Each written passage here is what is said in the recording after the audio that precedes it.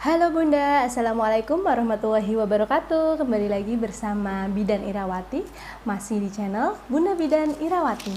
Apa kabar bunda-bunda semuanya? Semoga sehat dan lancar selalu ya. Jangan lupa selalu tersenyum dan semangat.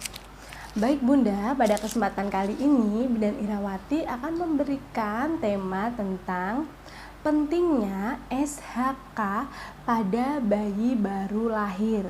Apa itu SHK Bunda? Nah, Bunda wajib simak materi pada kesempatan kali ini ya. Oke Bunda, langsung saja Bidan Irawati akan membahasnya. Jadi Bunda, ketika Bunda melahirkan bayi Bunda, buah hati Bunda, sekarang ini ada program baru dari pemerintah namanya pengecekan SHK, Screening Hipotiroid Kongenital. Nah Bunda, apa sih itu pengecekan screening hipotiroid kongenital ini? Jadi pada bayi baru lahir di seluruh Indonesia khususnya itu akan dilakukan pengecekan paling tidak minimal di usia bayi menginjak usia 24 jam atau 1 hari. Idealnya di usia 2 hari sampai 5 hari, maksimalnya di usia bayi 2 minggu. Tapi supaya Bunda tidak ketertinggalan untuk pengecekan ini, sebaiknya setelah usia bayi Bunda 24 jam, Bunda harus segera melakukan pengecekan SHK ini. Apa sih yang dicek dan di daerah mana, di tubuh bayi bagian mana yang dilakukan pengecekan ini? Jadi sebelum Bidan Irawati menjelaskan di mana pengecekannya, di sebelah bagian tubuh bayi mana, Bunda harus tahu apa fungsinya pengecekan SHK ini. Jadi fungsinya untuk mendeteksi dini bayi Bunda apakah mengalami hipotiroid kongenital, kekurangan hormon tiroid pada kelenjar tiroid si dedek bayi Bunda. Karena penting sekali jika dari sejak bayi lahir bayi Bunda itu kekurangan hormon tiroid, nanti dampaknya akan menjadi bahaya karena berdampak seumur hidup buat bayi Bunda.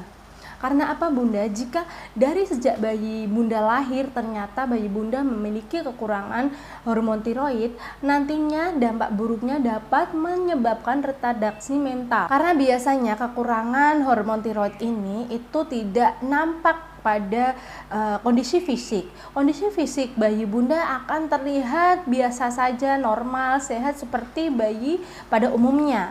Karena dari bayi lahir itu bayi sudah membawa hormon tiroid dari ibunya.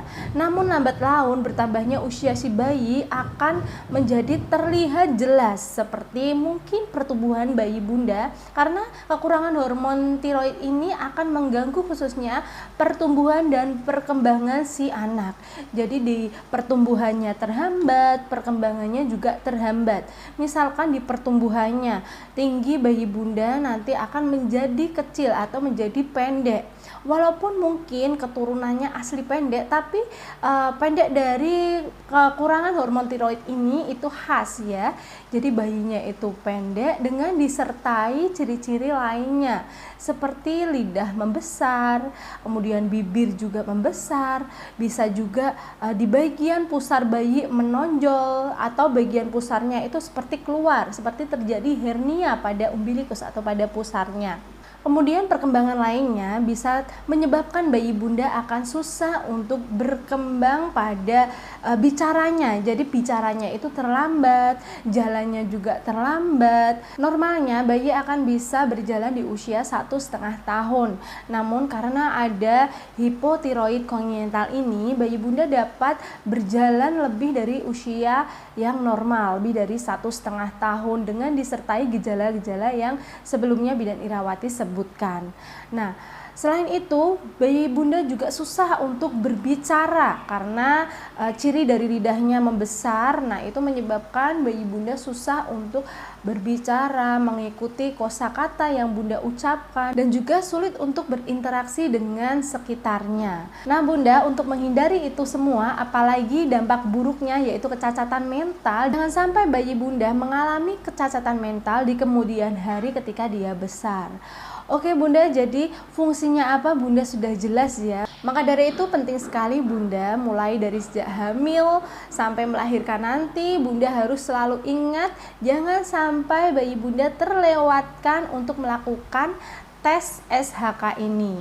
Di mana Bunda bisa melakukan tes SHK ini? Karena ini program dari pemerintah, jadi pemerintah sudah menyediakan tes ini di tempat bersalin yang akan nanti Bunda persiapan untuk melahirkan. Seperti jika Bunda ingin melahirkan di rumah sakit sudah tersedia SHK ini. Jadi nanti otomatis dari pihak rumah sakit pasti akan melakukan screening hipotiroid kongenital ini. Bagi Bunda yang melahirkan di klinik atau di praktek bidan, sebenarnya sudah tersedia SHK ini. Namun ada beberapa tempat bersalin tertentu yang belum menyediakan SHK ini. Pasti nanti Bunda akan diarahkan untuk melakukan pengecekan SHK ini di puskesmas setempat atau wilayah tempat tinggal Bunda. Jadi Bunda tidak perlu khawatir tidak mendapatkan pemeriksaan tes SHK ini ya. Oke Bunda, selanjutnya apa sih yang dicek di pengecekan SHK ini? Yaitu pengambilan sampel darah pada bayi Bunda. Aduh ngeri banget ya, bayi kok diambil darahnya. Apakah nggak kasihan sama bayinya? Nah Bunda tidak perlu khawatir karena ini sudah dilakukan oleh tenaga yang sudah profesional. Jadi Bunda tidak perlu khawatir karena pengambilan sampel darahnya itu dilakukan di lokasi yang sangat tepat. Nanti pengambilannya Bidan Irawati contohkan ya. Jadi akan dilakukan pengambilan darah di bagian tumit bayi Bunda, di area tumit bagian bawah atau sebelah kanan kiri dari salah satu tumit bayi kanan ataupun kiri kaki bayi.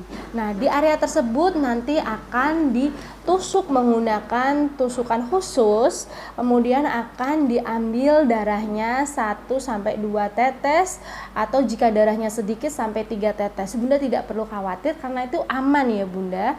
Dan nanti darahnya akan dilakukan pengecekan kadar hormon tiroidnya, khususnya hormon tiroid T4 dan T3. Nah, hormon tiroid T4 dan T3 ini seharusnya itu normal diproduksi oleh si dedek bayi. Nah Bunda, hormon tiroid T4 dan T3 ini dikeluarkan oleh kelenjar tiroid atas perintah dari thyroid stimulating hormone yang dikeluarkan oleh kelenjar hipofisis pada otak. Jadi otak otomatis mengeluarkan TSH ini untuk memproduksi yang namanya T4 dan T3 tadi. Namun pada kasus hipotiroid kongenital ini TSH-nya itu kadarnya terlalu tinggi karena berlomba-lomba untuk memproduksi T4 dan T3 yang jumlahnya kurang karena terjadi hipotiroid kongenital. Nah, normalnya Bunda kadar TSH ini 0,4 sampai 4,0. Jangan sampai kadar kelenjar tiroid anak Bunda nantinya itu tidak normal seperti hasil normalnya, karena hasil normalnya nanti akan diberitahukan atau diinformasikan kembali apakah anak Bunda mengalami kadar kelenjar tiroid yang rendah atau normal. Nah Bunda, itu tadi seputar pengecekan SHK. Jangan sampai bayi Bunda nantinya tidak mendapatkan pengecekan SHK ini.